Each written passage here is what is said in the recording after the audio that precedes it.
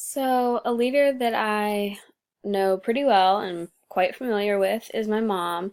And I would say that she is pretty successful, and her job title actually includes the word leader because she's a leader for global real estate. And she's successful because she's worked really hard and she's really determined in everything she does.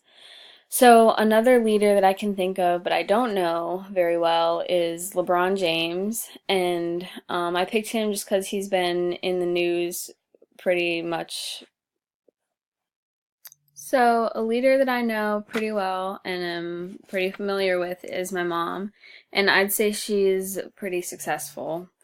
Her position actually includes the word leader because she's a leader for global real estate. And she's successful because she works extremely hard and she's very determined.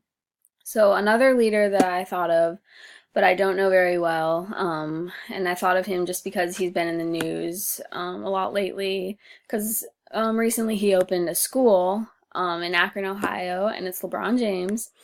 So he opened his I Promise school, which is to help a lot of kids who are in the same situation that he was in when he was younger and don't have all the financial means and missed a lot of school and need catching up.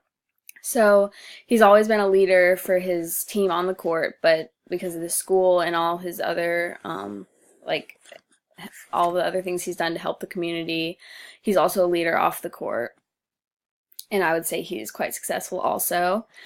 So another person that I always kind of think of as a leader is Ellen DeGeneres, and she isn't like your typical leader, but she's a leader in like inspiring goodness in people and humanitarian acts and everything like that. But she also is a leader because she was one of the earliest actresses to come out as gay. So she led like an entire community with that.